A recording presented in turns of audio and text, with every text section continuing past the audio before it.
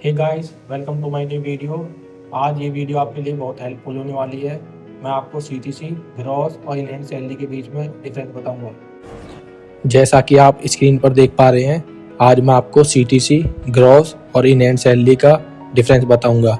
CTC क्या होती है, ग्रॉस क्या होती है और आपको इनहैंड सैलरी कैसे प्राप्त होती है।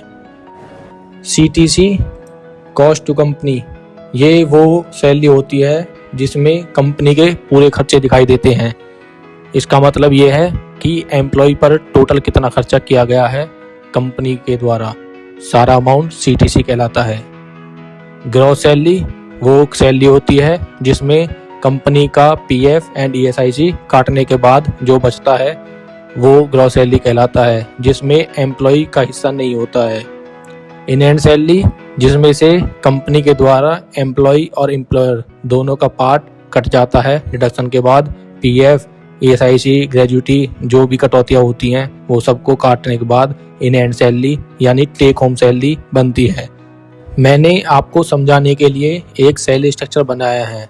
अगर किसी कंपनी के द्वारा आपको 20,500 सीटीसी दी गई है तो उसके बाद आपको इनहैंड सैलरी कितनी प्राप्त होगी, कौन कौन से डिडक्शन होंगे और उसमें से आपका पार्ट और एम्प्लॉयर का पार्ट क्या होगा। जैसा कि आप देख पा रहे हैं कि 20,500 आपकी सीटीसी है, जिसमें आपकी बेसिक प्लस डीए 10,250 होगी और एचआरए एंड अदर ये भी 10,250 होंगे दोनों मिलाकर।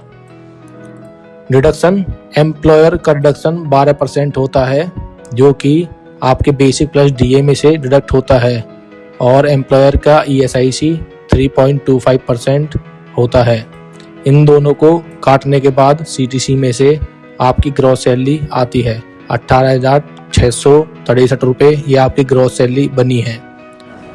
जैसा कि आप देख पा रहे हैं, आपकी सीटीसी में से एम्प्लॉयर का डिडक्शन काटने के बाद आपकी ग्रॉस सैलरी बनती है।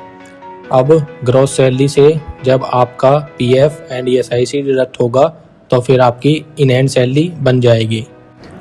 इस प्रकार हम कह सकते हैं कि सीटीसी में से एम्प्लॉयर एंड एम्प्लॉय दोनों के डिडक्शन होने के बाद इनहैंड सैलरी बनती है। पीएफ प्लस ईएसआईसी एम्प्लॉयर का, पीएफ एंड ईएसआईसी एम्प्लॉय की, दोनों हिस्से सीटीसी में से ही डिडक्ट होते हैं। अब आप जान चुके होंगे कि सीटीसी, ग्रॉस और इनहैंड इन सैलरी के बीच में क्या अंतर होता है। तो अगर आपको वीडियो अच्छी लगी हो तो प्लीज़ लाइक करें, शेयर करें और कमेंट करें। अगर आपको किसी भी प्रकार की कोई समस्या हो तो मुझे आप कमेंट करके बता सकते हैं, मैं आपकी समस्या का हल ज़रूर करूँगा।